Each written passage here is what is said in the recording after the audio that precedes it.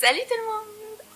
Alors, comme promis, je vais vous parler de ma troisième expérience qui m'est arrivée pendant ces 2 dernières années. Et donc, comme je disais dans ma dernière vidéo, elle est beaucoup plus récente puisqu'elle date d'octobre 2018, donc elle est quand même beaucoup plus fraîche dans ma mémoire. Et c'est ma rencontre avec Patricia Lifoun. Donc Patricia Lifoun, c'est l'auteure de 2 BD que j'aime beaucoup, La Rose Écarlate et Un prince à croquer. Et je sais pas pourquoi, c'est les 2 meilleures vidéos de ma chaîne qui sont toutes les deux à plus de 1000 vues, donc c'est waouh. Je pense qu'il y a beaucoup de monde qui aime Patricia Lifoun et ses BD. Peut-être que si c'est le fait qu'on n'ait pas beaucoup de vidéos sur ce sujet, ce qui est vraiment dommage. Et donc j'ai eu la possibilité en octobre de la rencontrer. Ça s'est passé le 14 octobre 2018 au festival de BD Quai des Bulles à Saint-Malo. Et donc elle faisait partie tout simplement des auteurs qui seraient présents à ce festival. Elle l'a annoncé sur Instagram début septembre. Donc sur son Instagram, elle fait souvent des petits messages pour indiquer où est-ce qu'elle sera quelles sont ses prochaines dédicaces. Et il y avait beaucoup d'informations et je scrolle et là je vois Saint-Malo, Quai des Bulles, puisque c'est vraiment le festival de BD que je connais qui est pas du tout loin de chez moi. Enfin, j'ai fait quoi?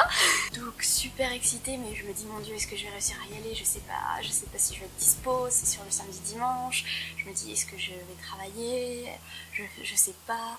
Et je me décide quand même pour le dimanche 14 parce qu'il y avait quand même moins de chances que je puisse travailler un dimanche que le reste de la semaine, dont le samedi. Donc j'achète quelques jours avant ma place, puisque de toute façon les entrées, il n'y a pas de limite quant à la quantité d'entrées.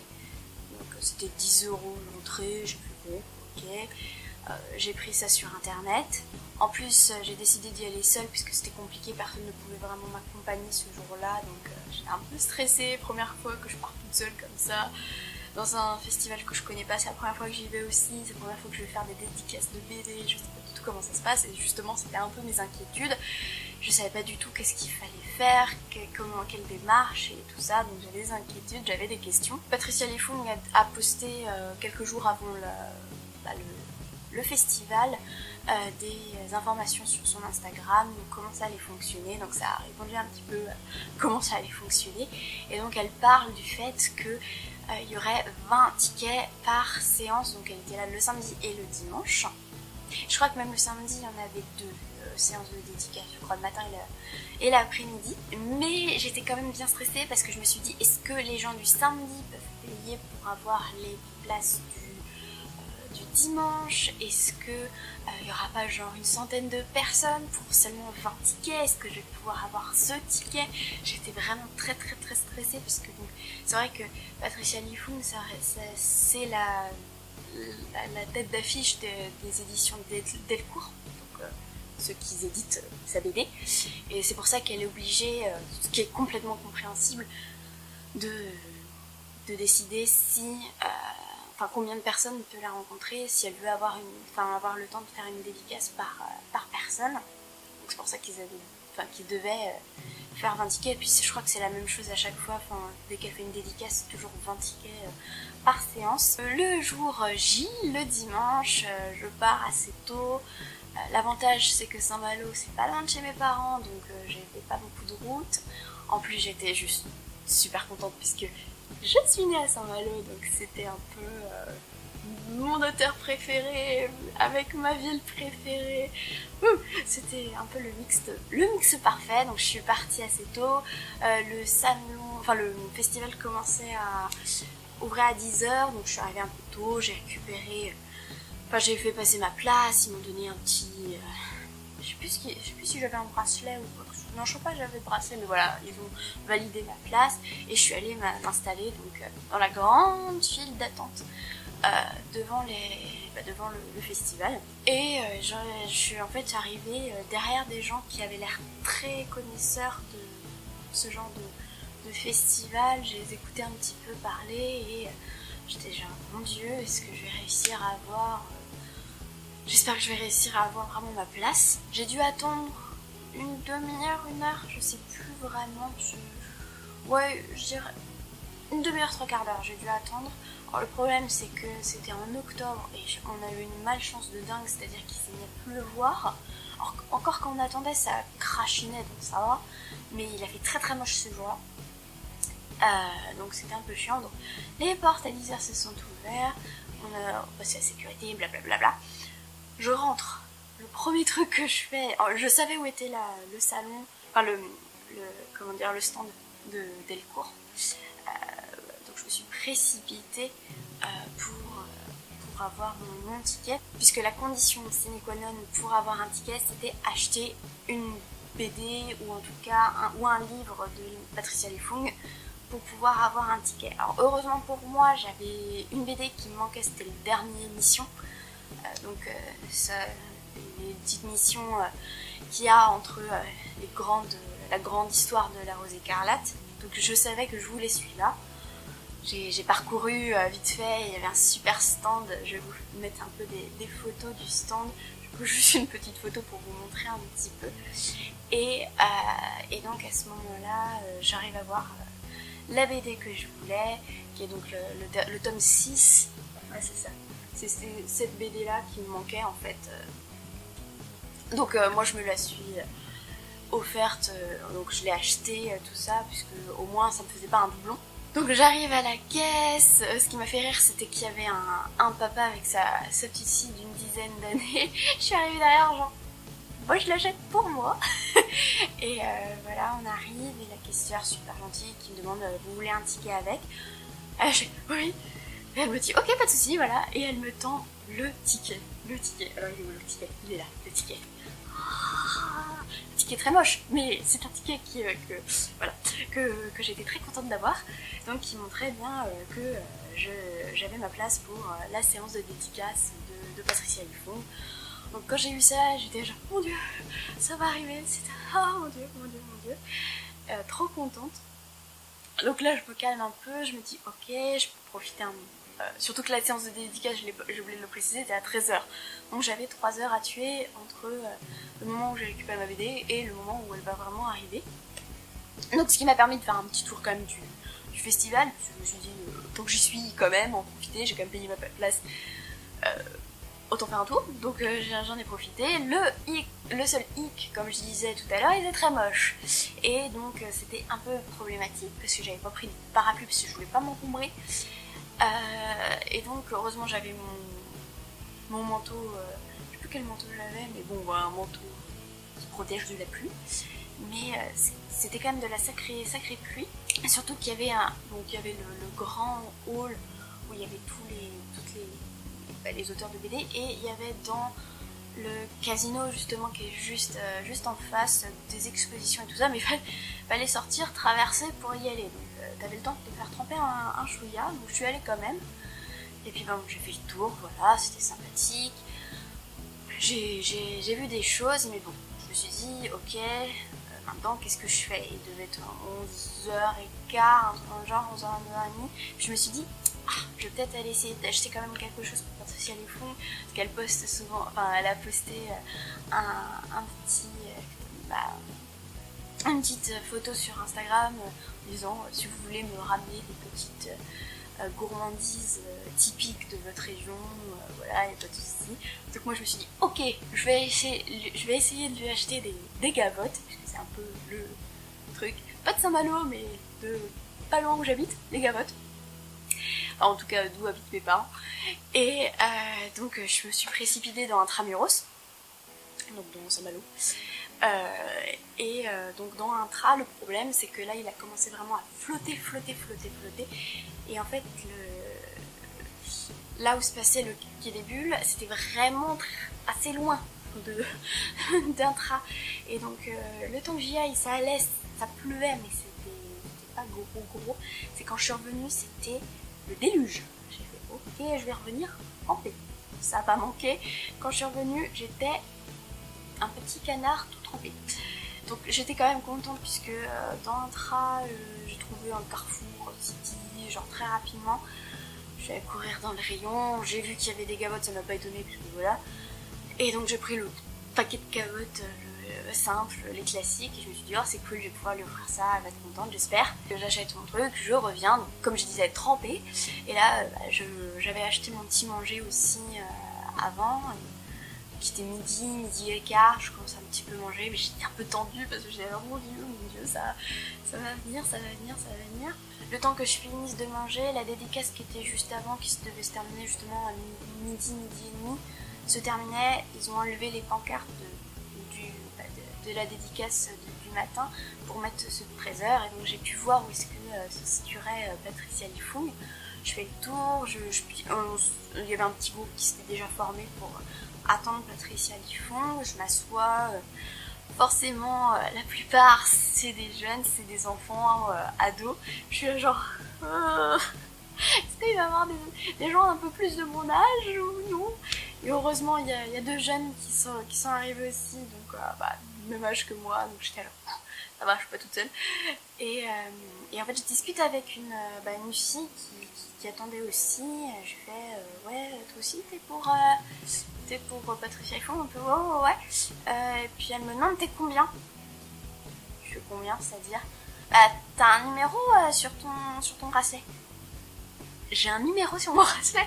Là je regarde mon bracelet, je fais et bien en fait je suis numéro 3. Et elle me fait du coup tu vas passer en 3ème. C'est vrai que ça m'est pas du tout venu à l'idée. Bon, j'avais mon ticket, j'étais genre ok je passerai 20ème, je m'en fous. Et en fait non. La preuve que c'est que j'ai chopé un des premiers tickets, donc j'étais genre mon dieu. Donc j'étais trop contente parce que ça voulait dire que j'allais pas beaucoup attendre pour avoir ma dédicace. Donc 13h arrive, les gens commencent à bouger, et puis là ils commencent à préparer pour Patricia Lifung. Et là et puis elle arrive, et là tout de suite j'étais oh mon dieu, elle est là, trop contente. J'étais genre respire. Non mais moi dès que je rencontre quelqu'un, comme si je rencontrais 3 millions de personnes que je suis, non justement c'est peut-être le manque d'habitude de rencontrer des gens que je suis.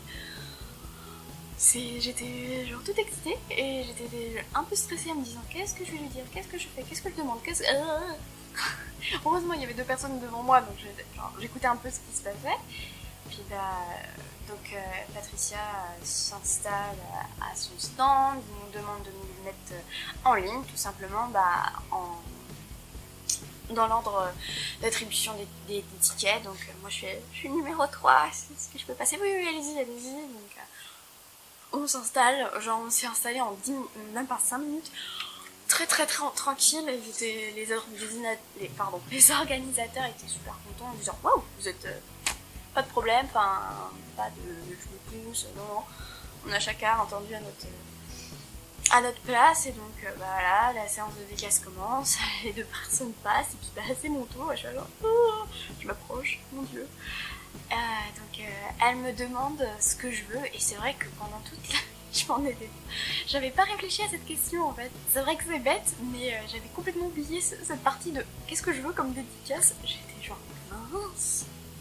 Donc j'ai sorti le truc. J'ai demandé au début si je pouvais avoir mot des guillemets, mais elle m'a dit qu'elle pouvait pas, c'était trop long et qu'il fallait un des 2 personnages. Donc j'ai fait le truc bateau, mode en rose écarlate. Voilà, c'était le seul truc qui m'est sorti.